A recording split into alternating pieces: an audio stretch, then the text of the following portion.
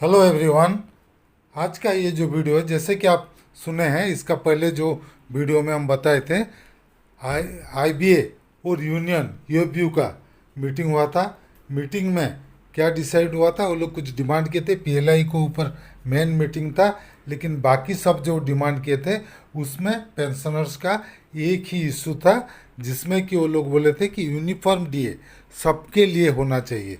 अभी जैसे कि आपको मालूम है, पर 12 बीपीएस के बाद जो लोग रिटायर किए हैं, 12 बीपीएस में जो लोग रिटायर किए हैं, उनका सीपीआई है 2016 इज इक्वल टू 100 और 8088 पॉइंट मर्जर हुआ है, तो उनका अलग है गया 12 बीपीएस वालों के लिए। लेकिन 11 तक जो रिटायर किए हैं उनका डीए अलग है। तो इस सबको यूनिफॉर्म डीए करने के लिए डिमांड किया गया। अगर यूनिफॉर्म डीए करना है होता है तो क्या हो सकता है, कैसे मल्टीप्लिकेशन फैक्टर होता है, कौन सा सेटलमेंट के लिए कितना मल्टीप्लिकेशन फैक्टर होगा, उसके बारे में आज का वीडियो में हम डिस्कस करेंगे।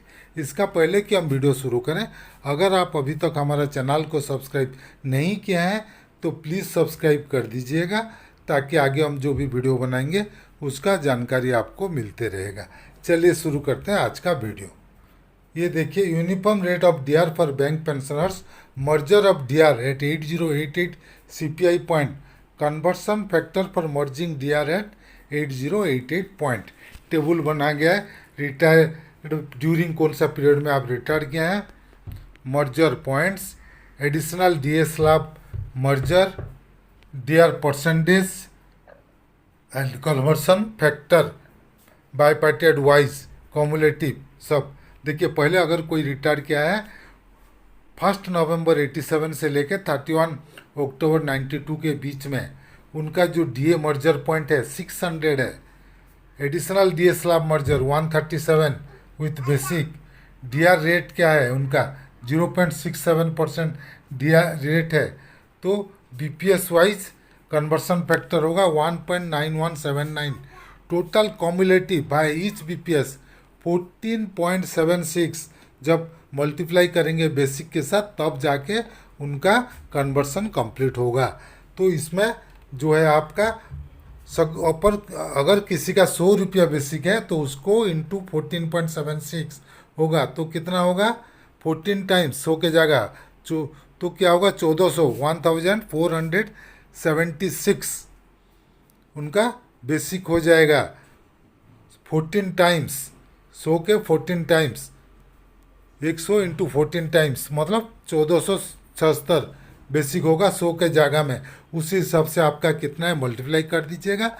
उसके बाद अभी का जो डीए परसेंटेज है 27.83% डीए मिलेगा आपको, आपका नया बेसिक के ऊपर 27.83% बेसिक मिलेगा नया बेसिक के ऊपर। इसको कैलकुलेशन करने के टाइम में एक दो चीज़ आपको ध्यान रखना है। आपका जो बेसिक मल्टीप्लिकेशन करेंगे वो होना चाहिए बिफोर कम्यूटेशन, जो बेसिक है उसके साथ मल्टीप्लिकेशन करना है।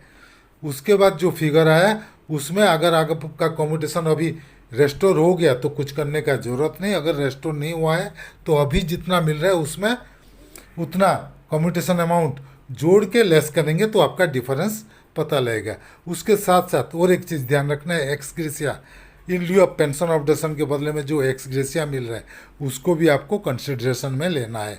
अभी जो आपका पेंशन मिल रहा है उसमें से जो एक्स ग्रेसिया है उतना लेस कर दीजिएगा, न्याय में उतना ऐड कर दीजिएगा, तो आपका डिफरेंस उस हिसाब से मिल जाएगा। क्योंकि न्याय में भी एक्स ग्रेसिया मिलना है अगर होता है तो। लेकिन पता नहीं नेक्स्ट सेटलमेंट में एक्स ग्रेसिया का क्या होगा। वो एक्स ग्रेसिया का जो बातचीत हुआ था only for this 12th settlement, 13 होने के टाइम में फिर उसको कंटिन्यू होगा, कुछ फैक्टर चेंज होगा, वो अलग बात है। फिलहाल यही है कि कैलकुलेशन उसके हिसाब से नेक्स्ट रिटायरमेंट पीरियड 1/11/1992 से लेके 31/10/1997 में जो लोग रिटायर किए हैं उनका अभी डीए मर्जर हुआ है सीपीआई 1148, 8088 पॉइंट मर्जर हो जाएगा तो मल्टीप्लिकेशन फैक्टर होगा 7.69। उसी हिसाब से नेक्स्ट जो लोग रिटायर किए हैं 1/11/1997 से लेके 31/10/2002 के बीच में उनका डीए मर्जर हुआ है 1684, 8088 पॉइंट मर्जर होगा तो उनका हो जाएगा 5.24 मल्टीप्लिकेशन फैक्टर। उसके बाद जो 1/11/2002 से 31/10/2007 के बीच में रिटायर्ड हुए हैं, उनका डीए मर्जर पॉइंट है 2288, उनका डीए पर स्लैब 0.18 है और उनका मल्टीप्लिकेशन फैक्टर होगा 3.84। 100 रुपया है तो 384 रुपीज़ नया बेसिक होगा। उसी हिसाब से जो 9th बीपीएस में रिटायर्ड किया 1/11/07 से लेके 31/10/2012 में, उनका जो डीए मर्जर सीपीआई मर्जर हुआ है 2836% मर्जर हुआ है और उनका डीए पर स्लैब 0.15 है तो उनका मर्जर पॉइंट होगा 3.08। 100 रुपया है तो 308 रुपया नया बेसिक होगा और उसके ऊपर 27.83% नया डीए होगा।